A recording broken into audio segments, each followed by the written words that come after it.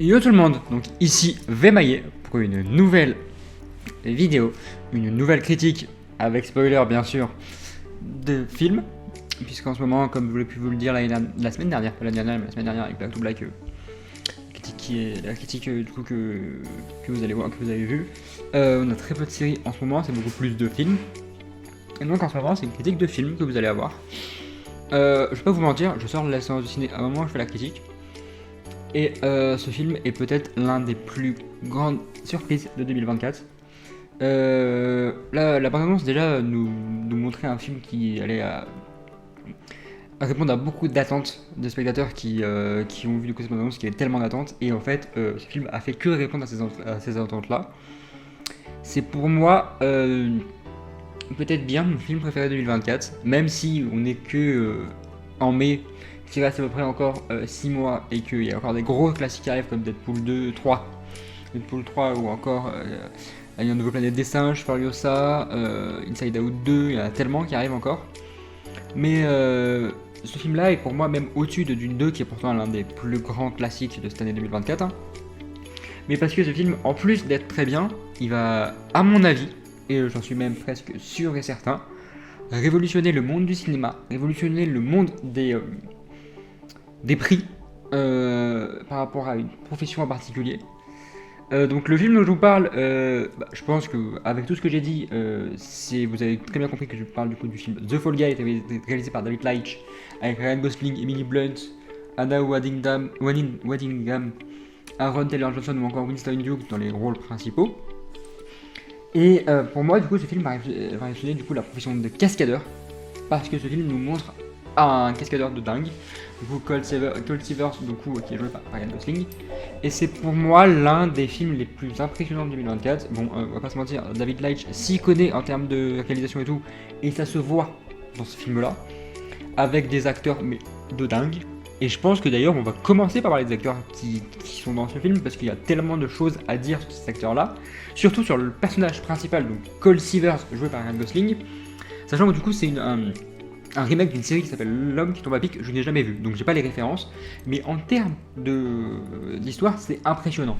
C'est l'histoire en fait d'un cascadeur qui prend la grosse tête et qui, suite d'accident en fait, va tout perdre pour son cascade, sa petite amie qui est jouée par Emily Blunt et qui est très importante dans ce film aussi, et qui va du coup devoir se racheter et qui va être appelé plus tard par la productrice pour du coup retrouver le personnage principal du film qui est du coup Tom Ryder joué par Aaron Taylor Johnson, on en parlera aussi par la suite. Et du coup il va devoir mettre à profit ses talents de cascadeur et tout pour retrouver ce personnage-là, se rentrer aussi dans une sorte d'histoire un peu d'action, on parlera de scène d'action, hein, parce que l'action elle est tellement bien amenée que elle est pas chiante à voir, elle est vraiment bien au bon moment, c'est pas trop, et clairement on a des trucs de dingue.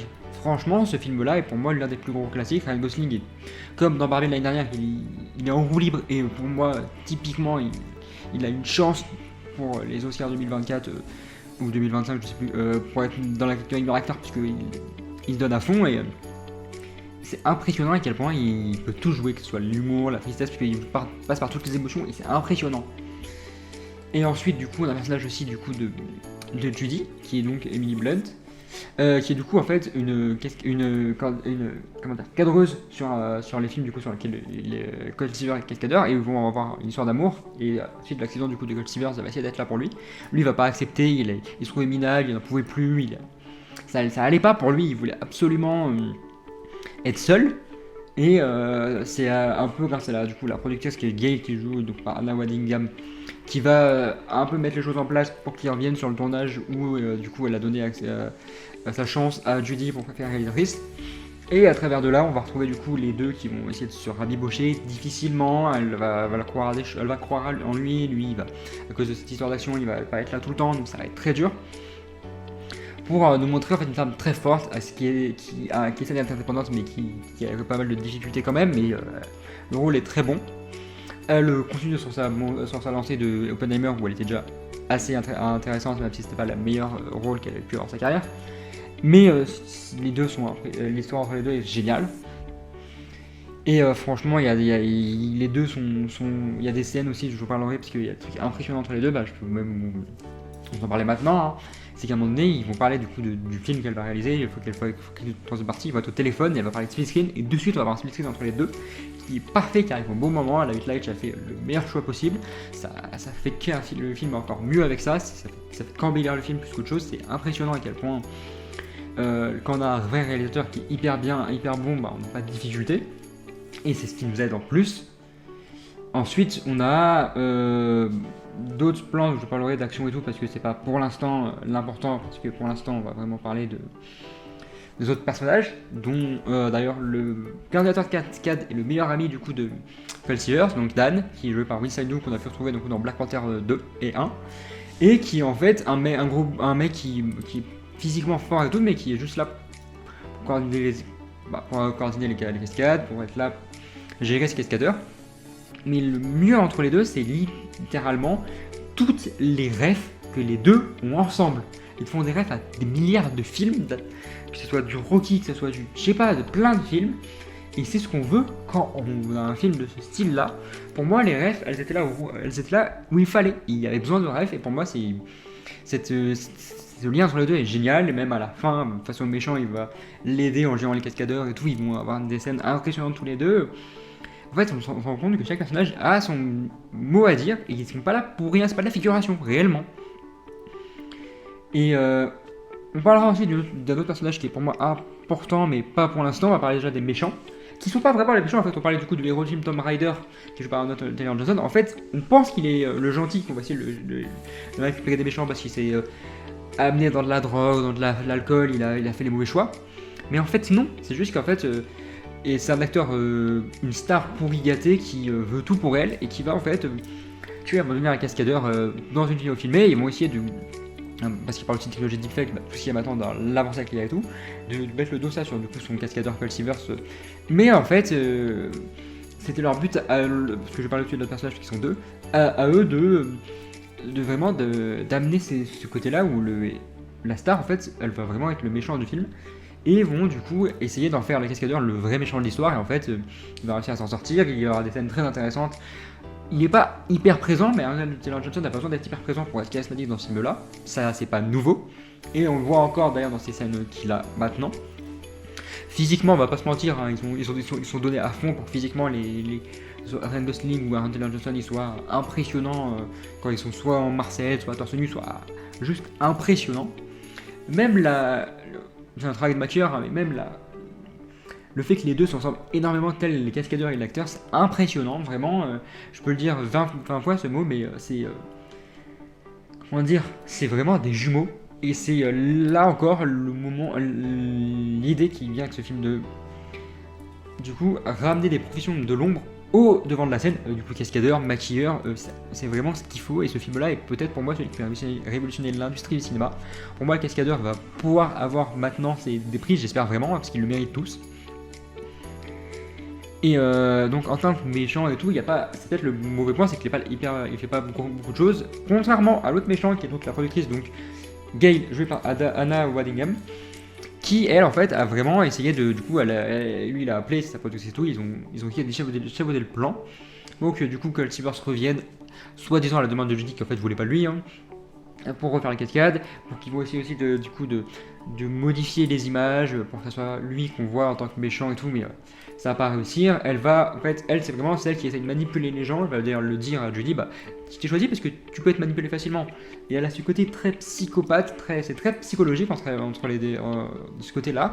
Ça marche bien avec elle. Je me demande si c'est pas l'un des premiers films où elle fait méchant et tout. Je l'ai déjà vu dans pas mal d'autres films, je crois bien, mais j'ai plus tous ses rôles. Mais elle reste du coup assez bien, assez impressionnante en tant que méchante. C'est d'ailleurs le duo de méchants qui est plutôt cool, même si on en veut plus et que les gros gagnent très facilement, mais c'est pas si grave que ça dans un film comme ça. Ensuite, donc, je voulais parler d'un autre personnage qui pour moi est impressionnant, c'est le chien. Ils ont un chien qui s'appelle Jean-Luc, qui a une vraie partie importante dans l'histoire, dans le film. Et on va pas se mentir, on a rarement des films, à part les films sur les chiens d'animation et autres, où les chiens sont vraiment mis à l'avant. Là, il y a deux films que je retiens, hein. Anatomie d'une chute l'année dernière, et cette année, du coup, ce film-là avec Jean-Luc. Ou Jean-Claude, je sais plus. Jean-Claude, je crois bien. Et je suis impressionné par le jeu.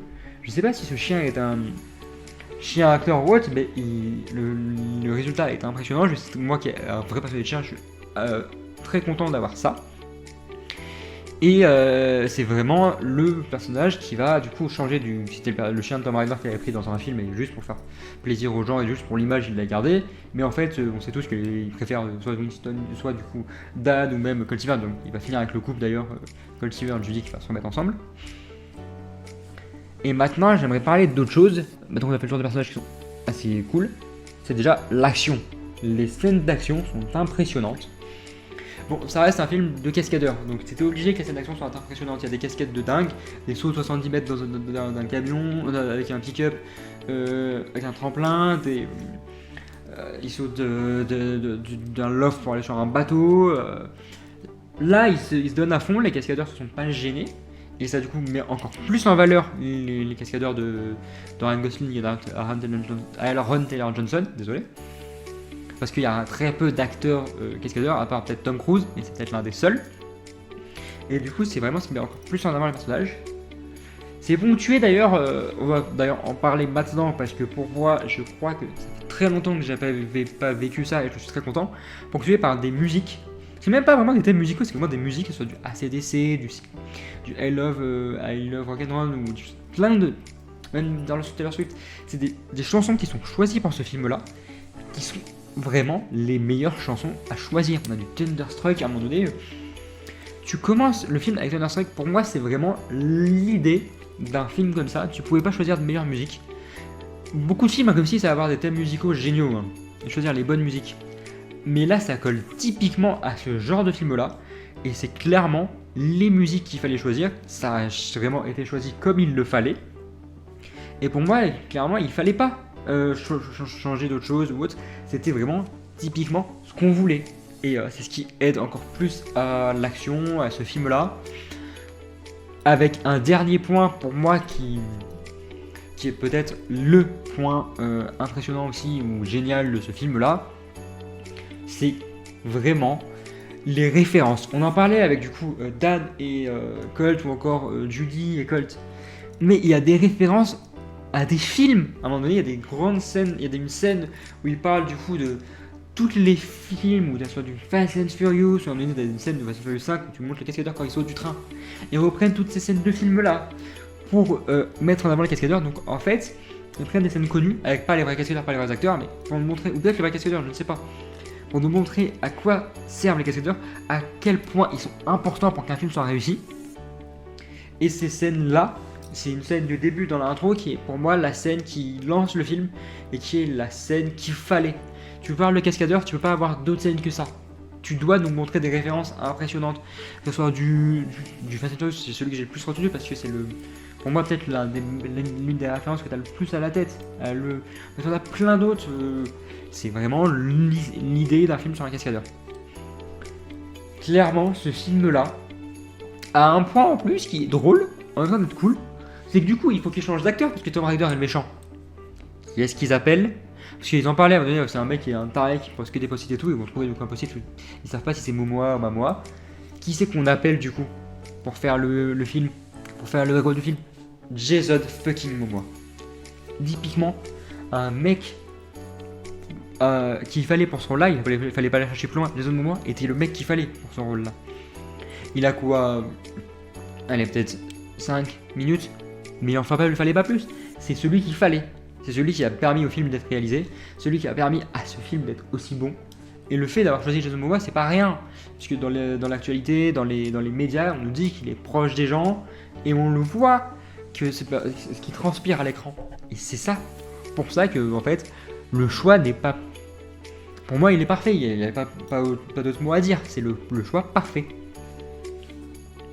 Donc pour moi, clairement, The Fall Guy est l'une des réussites de 2024, l'une des attentes que j'ai eues en voyant le bande-annonce, mais pas plus que ça. Et pourtant, c'est le film qui m'a le plus plu de 2024 pour l'instant, avec Dune 2, mais je pourrais le classer au-dessus, juste pour cette histoire du coup de chien. Typiquement, si ce film devait avoir une note, je suis pas loin de lui mettre, oui, 10. Peut-être pas 10, il y a des points un peu moins bons, mais du 9,5. 9,5 sur 10, typiquement, il le mérite. Il a fait tout ce qu'on voulait pour un film sur un cascadeur. J'ai pas vu la série, et c'est possible que je vais finir par la mater. parce que ce film-là parle d'un cascadeur que je ne connaissais pas, une série que je ne connaissais pas.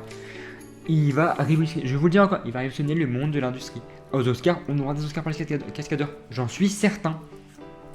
En plus d'avoir Ryan Gosling pour moi qui sera meilleur acteur, c'est sûr et certain. Emily Blunt, je ne suis pas sûr qu'elle soit la meilleure actrice, même si elle aurait une place franchement à ce...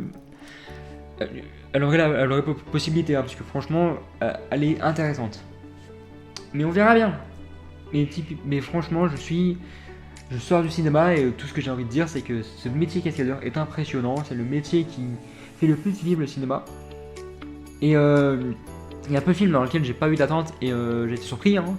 Ce film-là en fait partie. Il y a Back Rider aussi qui va sortir en juin, qui a pas énormément d'attente pour moi et qui pourrait être l'un des gros succès aussi. Et ce film-là, le duo Ryan Gosling et Emily Blunt est juste génial. Les deux transpirent ensemble, les deux transpirent la réussite. Il n'y a pas d'autre mot à dire. Ryan Gosling est sur un nuage depuis Barbie, voire même depuis avant, c'est sûr et certain. Et il y a vraiment des magnifiques scènes de cascade et tout. Donc vraiment, je vous conseille de voir ce film The Fall Guy.